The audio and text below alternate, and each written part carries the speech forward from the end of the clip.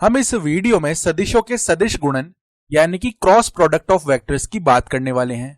हम जानते हैं सदिशों को किस प्रकार से जोड़ा जाता है, घटाया जाता है, किंतु यदि मैं बात करूं कि सदिशों का गुणन किस प्रकार किया जाता है तो इसके लिए हमारे पास दो तरीके होते हैं। सदिशों का अदिश गुणन यानी कि डॉट प्रोडक्ट ऑफ वेक्टर्स और सदिशों का सदिश गुणन यानी कि क्रॉस प्रोडक्ट ऑफ वेक्टर्स। और एक बात का ध्यान दीजिए, हम जितनी भी संक्रियाएं परिभाषित करते हैं वे हम किसी उद्देश्य से ही परिभाषित करते हैं।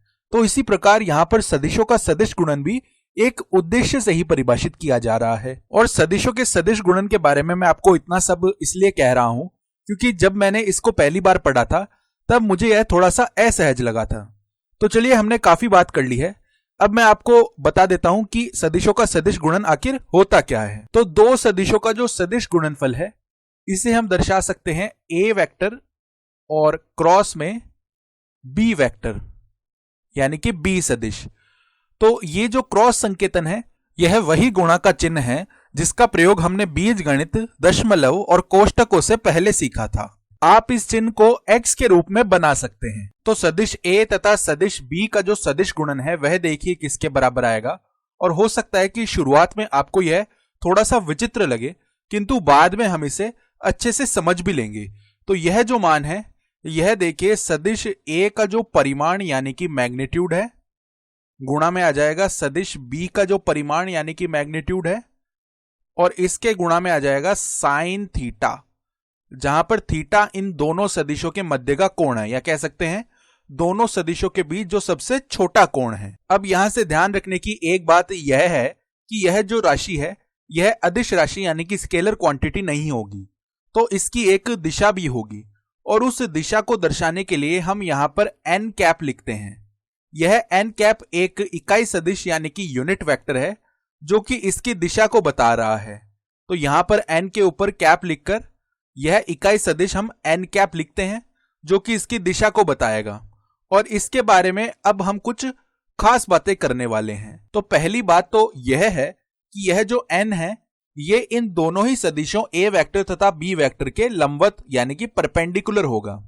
तो कह सकते हैं कि यह जो एन है ये इन दोनों ही सदिशों के लांबिक यानी कि ऑर्थोगोनल होगा और थोड़ी देर में हम इसे दृष्टिगत रूप से भी देख लेंगे। और दूसरी बात यह है कि इस सदिश की जो दिशा है उसे हम दाहिने हाथ के नियम यानी कि राइट हैंड रूल से पता करते हैं। यह भी हम अभी थोड़ी देर में देख लेंगे। आइए इसके बारे में अब हम सोचते हैं। इससे पहले मैं आपको थोड़ा सा सावधान करना चाहूंगा।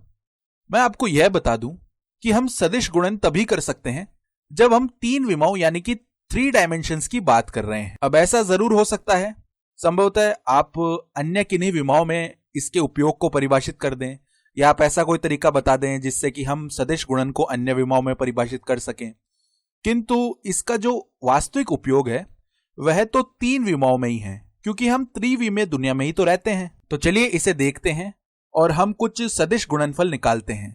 और एक बार जब आप इसे दृष्टिगत रूप से देख लेंगे और दाहिने हाथ के नियम का उपयोग करने लगेंगे तब आपको यह और अच्छे से समझ में आ जाएगा। तो चलिए मैं यहां से मान लेता हूं कि इस प्रकार से मेरे पास में एक सदिश है बी वेक्टर। तो ये हमारा सदिश हो गया सदिश बी या बी वेक्टर। और इसी तरह हमारे पास में एक अन्य सदिश है जो कि इस प्रकार से है और यह सदिश है सदिश ए यानी कि ए वेक्टर। तो इस प्रकार से इसे हम दर्शा देते हैं, ये ए वेक्टर हो गया। और इन दोनों सदिशों के बीच इस प्रकार से यह कोण थीटा हमने कह दिया है। अब यदि हम लंबाइयों की बात करते हैं दोनों सदिशों की तो हम यह मान लेते हैं कि सदिश ए की जो लंबाई है यानी कि सदिश ए का जो परिमाण है वह है 5 इकाई और इसी प्रकार से जो सदिश बी का परिमाण है यानी कि मैग्नीट्यूड ऑफ बी वेक्टर वह है 10 इकाई। तो यहां पर इनका सदिश गुणन क्या होगा? तो चलिए हम यह भी मान लेते हैं कि यह जो कोण थीटा है यह 30 डिग्री के बराबर है। और यदि आप इसे रेडियन में सोचना चाहते हैं क्योंकि हम रेडियन की दुनिया में ही बड़े हुए हैं तो आप इसे रेडियन में भी सोच सकते हैं। हालांकि मुझे तो डिग्री में ही लिखना सुविधाजनक लगता है, किंतु यदि आप इसे रेडियन में सोचना चाहें तो 30 डिग्री को आप पाई/6 रेडियन लिख सकते हैं। तो इस प्रकार से हमने इसे रेडियन में लिख लिया है। तो अब यदि हम इन दोनों सदिशों के सदिश गुणन की बात कर रहे हैं तो देखिए ए वेक्टर क्रॉस बी वेक्टर यह आ जाएगा। सबसे पहले जो सदिश ए है उसकी लंबाई तो 5 इकाई, इसके गुणा में सदिश बी की लंबाई तो यहां पर यह होगा 10 और इसके गुणा में साइन ऑफ इन दोनों के बीच का जो न्यून कोण यानी कि एक्यूट एंगल है। तो यहां पर देखिए आप यह सोच सकते हैं कि इन दोनों सदिशों के बीच का जो कोण है वो तो इस प्रकार से भी लिया जा सकता है, किंतु ये वाला जो कोण है ये इन दोनों सदिशों के बीच का अधिक कोण यानी कि ऑब्ट्यूस एंगल है। और हमने पहले ही बात कर ली थी कि हमें इन दोनों सदिशों के बीच का जो छोटा कोण यानी कि न्यून कोण है 90 डिग्री तक का वह लेना है। तो यहां पर इन दोनों सदिशों के बीच का जो न्यून कोण है वह 30 डिग्री है। तो यहां पर हम साइन 30 डिग्री लिखेंगे और इसके गुणा में यहां पर आ जाएगा एन कैप, जो कि इन दोनों सदिशों के जो सदिश गुणन से जो हमें यह सदिश मिल रहा है इसकी दिशा को बताएगा। तो इसके बारे में हम बाद में बात कर लेंगे। तो अब देखिए यह मान किसके बराबर आएगा, यहां पर 5 गुणा में 10 और गुणा में साइन 30 डिग्री का मान होता है 1/2। तो यहां पर देखिए यह बन जाएगा 5 गुणा में 10 गुणा में 1/2 और यहां पर एन कैप है। तो अब देखिए यहां से 5 गुणा 10 होता है 50 और 50/2 यानी कि 25। तो यह बराबर में आ जाएगा यहां से 25 एन कैप। अब यहां पे आपके देखने के नजरिए से आपको यह रोचक लग सकता है या ऐसा भी हो सकता है कि आपको यह असमंजस में डाल दे। तो यदि अब मैं इस इकाई सदिश की दिशा की बात कर रहा हूं तो हमने पहले ही कहा था कि यह इकाई सदिश इन दोनों ही सदिशों के लंबवत यानी कि परपेंडिकुलर होगा। तो अब इन दोनों ही सदिशों के लंबवत हम इसे किस प्रकार बना सकते हैं। हमें ऐसा प्रतीत हो सकता है कि हम यह नहीं कर सकते।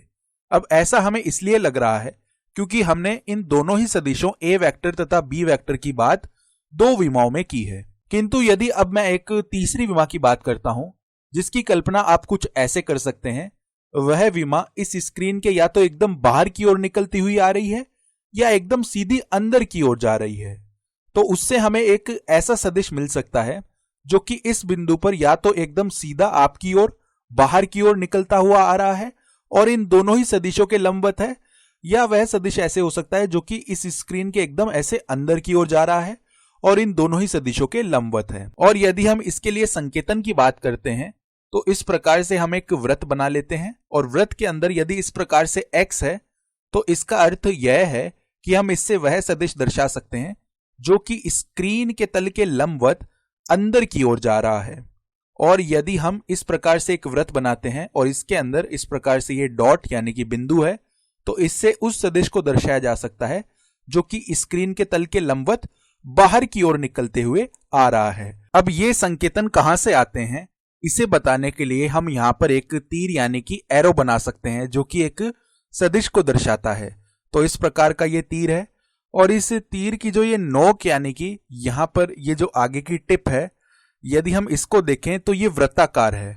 तो यहां पर यदि हम सामने से देख रहे हैं तो ये हमें इस प्रकार की नजर आएगी और यहां पर इस स्क्रीन के बाहर की ओर हमें ये निकलती हुई दिखेगी। अब इसी तरह यदि आप इस तीर को उठाकर स्क्रीन के अंदर की ओर इसे रखेंगे और इसके पीछे के भाग को देखेंगे तब हम देख पाएंगे कि यह कुछ इस प्रकार का दिखेगा।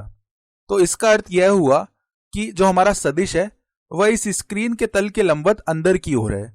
तो इस संकेत का अर्थ तो हो गया कि सदिश स्क्रीन के तल के लंबवत अंदर की ओर है और इस संकेत का अर्थ है कि जो सदिश है वह स्क्रीन के तल के लंबवत बाहर की ओर है। अब हम जानते हैं कि यह जो इकाई सदिश एन कैप है यह इन दोनों ही सदिशों ए वेक्टर तथा बी वेक्टर के लंबवत होना चाहिए। इसका अर्थ यह है कि हमारा जो इकाई सदिश एन कैप है वह इस स्क्रीन के तल के लंबवत होना चाहिए या दूसरे शब्दों में कहें तो अभिलंबीय या लांबिक होना चाहिए। तो अब देखिए यदि यह सदिश इस स्क्रीन के तल के लंबवत भी है तो हमें यह भी पता करना है कि यह लंबवत तल के बाहर की ओर है या तल के अंदर की ओर। तो यहां पर अब हम उपयोग करेंगे दाहिने हाथ के नियम का। मैं समझ सकता हूं कि थोड़ी सी आपको समझने में कठिनाई हो रही होगी, तो हम एक काम करेंगे कि इस दाहिने हाथ के नियम के बहुत से उदाहरण कर लेंगे जिससे हमें यह अच्छे से समझ में आ जाएगा। तो दाहिने हाथ के नियम में अब देखिए हम क्या करते हैं, यहां पर क्रम का भी महत्व है। तो ध्यान दीजिएगा, हम सबसे पहले हमारे दाहिने हाथ की जो तर्जनी है यानी कि इंडेक्स फिंगर है उसको इस ए वेक्टर की दिशा में लेकर आते हैं। उसके पश्चात जो दाहिने हाथ की मध्यमा है यानी कि मिडिल फिंगर है उसको इस सदिश बी यानी कि बी वेक्टर की दिशा में लेकर आते हैं। तो यदि इसे बनाने का प्रयास करते हैं तो इस प्रकार से मान लीजिए यह हमारा दाहिना हाथ है, तो जो हमारी तर्जनी है वह ए वेक्टर की दिशा में है। तो मान लीजिए यह थोड़ी कुछ ऐसे मुड़ी हुई होगी क्योंकि यहां पर ए वेक्टर कुछ ऐसे आ रहा है, तो इस प्रकार से मान लीजिए यह आ रही है। तो ये हमारी ए वेक्टर की दिशा हो गई और बी वेक्टर की दिशा इस प्रकार से हो गई जो हमारी मध्यमा है। तो हमारा जो अंगूठा है वह ए वेक्टर क्रॉस बी वेक्टर की दिशा को बता रहा होगा। तो इस प्रकार से जो ये अंगूठा आ रहा है, जब हमारे दाहिने हाथ की तर्जनी और मध्यमा कुछ इस प्रकार से व्यवस्थित है, तो जो अंगूठा है वह हम देख सकते हैं स्क्रीन के तल के लंबवत ऐसे अंदर की ओर जा रहा है। तो जब हमने दाहिने हाथ की तर्जनी तथा मध्यमा की कुछ इस प्रकार की व्यवस्था की, यानी कि यहां पर हम देख सकते हैं लगभग हमारा एल ही बन रहा है, या दूसरे शब्दों में कहें तो हमारे दाहिने हाथ की स्थिति एक बंदूक पकड़ने के समान हो गई है। तो इस प्रकार की व्यवस्था में ये जो अंगूठा है ये इस स्क्रीन के तल के लंबवत अंदर की ओर जा रहा है। तो इस स्थिति में हम कह सकते हैं कि जो एन वेक्टर या एन कैप जो सदिश है उसकी दिशा हमारे कागज के तल के लंबवत या स्क्रीन के तल के लंबवत अंदर की ओर होने वाली है। और इसे यदि हम दर्शाना चाहें तो इस प्रकार से दर्शा सकते हैं, यह ऐसे कागज के तल के लंबवत अंदर की ओर होगी। और यहां पर हम कह सकते हैं कि सदिश एन के लिए जो परिमाण यानी कि मैग्नीट्यूड है वह 25 इकाई होगा और इसकी दिशा स्क्रीन के तल के लंबवत अंदर की ओर होगी। यदि मैं इसे त्रिविमीय रूप से बनाने का प्रयास करूं तो इसे देखिए हम किस प्रकार बना सकते हैं। तो यदि मैं कह रहा हूं कि सदिश ए तथा सदिश बी का जो सदिश गुणन है वह कुछ इस प्रकार से आ रहा है, वो वाला सदिश, और जो सदिश ए है वह कुछ इस प्रकार से आ रहा है, ये हमारा सदिश ए है, और सदिश बी हमारा कुछ इस प्रकार से आ जाने वाला है, तो यह हमारा सदिश बी है। तो इस प्रकार से यह सदिश ए है, यह सदिश बी है, और यह इन दोनों का सदिश गुणन वाला जो सदिश है वह आ जाने वाला है। तो इस प्रकार से हमने इसे त्रिविमीय रूप से दर्शा दिया है। अब मैं समझ सकता हूं कि आपको इसे समझने में थोड़ी सी कठिनाई हो रही होगी, तो हम आने वाली वीडियोस में इससे संबंधित बहुत से उदाहरण कर लेंगे जिससे आपको यह और अच्छे से समझ में आ जाएगा।